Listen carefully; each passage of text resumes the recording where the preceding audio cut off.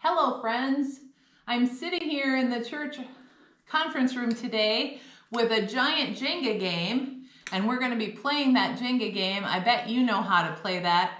This is a game that Gary Werbowski, my husband, made for us, and it was about the story that I'm about to read today, and you won't understand exactly why right away. But the story I'm reading from the Spark Story Bible is called The Parable of the Vineyard. Now, when I was younger, it was called The Parable of the Wicked Tenants. That's how I was taught the story. But this is how it goes. I've changed it a little bit from the Spark Story Bible, but this is the story. The Pharisees were a group of people who didn't like what Jesus said, and they treated Jesus badly.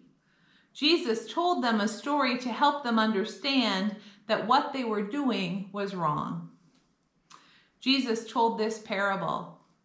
A man built a vineyard and planted grapes. He hired workers to care for the grapes. When the grapes were ripe, the man sent his servants one by one to get the grapes. But each time the workers watching the vineyard hurt the servants. Then the man tried sending his own son, but they killed him.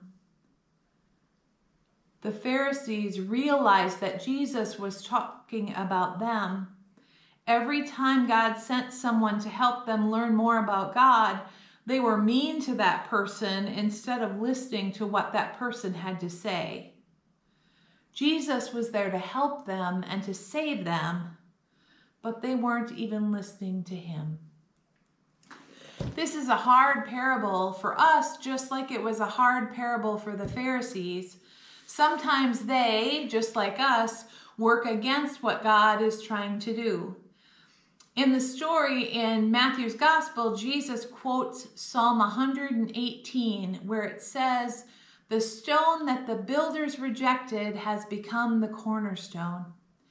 And one of the things that I learned playing Jenga, and I played it a lot even though I'm really scared when it falls down, is that no matter what you do in this game, there has to be one of the six, one of the blocks on the bottom left. You can't get rid of all three of them.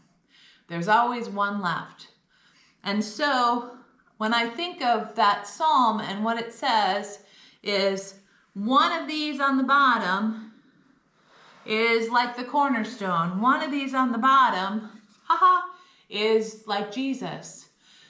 And it's kind of like that story about the man who built his house upon the rock and the man who built his house upon the sand. You remember that one?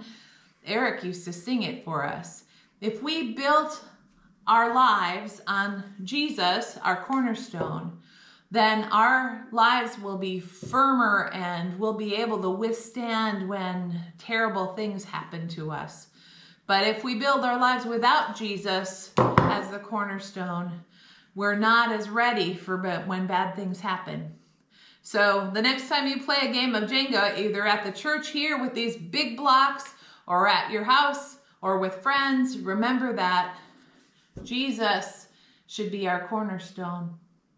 Have a great week, everyone. See you next time. Bye-bye.